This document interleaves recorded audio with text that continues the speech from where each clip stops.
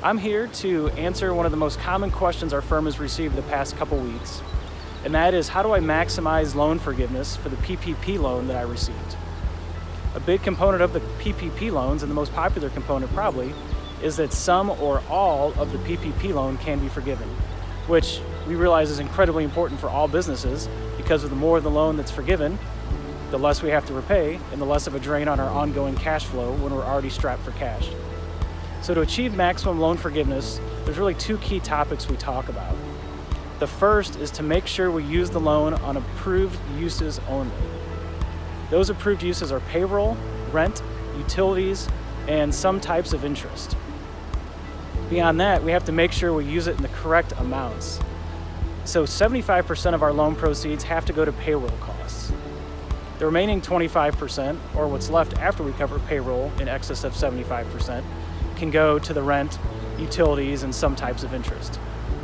So as long as we've projected out that we'll use the right percentages of our funds, then we really have to take a harder look at our wages and our employee count, because there's certain tests that have to be met. The first is that within our wage bucket, we have to maintain our wages within 25% of what they were when we calculated our loan amount, and that's the monthly average.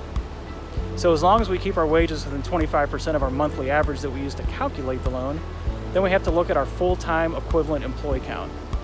During the 8-week period, we measure our full-time equivalent employee count to one of two measurement periods, either back in 2019 or one at the beginning of 2020. We get to pick the lower of those two amounts.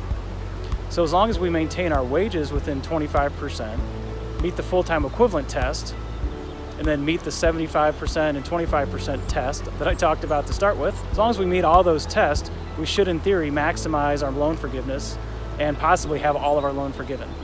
So we hope this helps clarify the big question about maximizing loan forgiveness, and we're always here to help if you have further questions.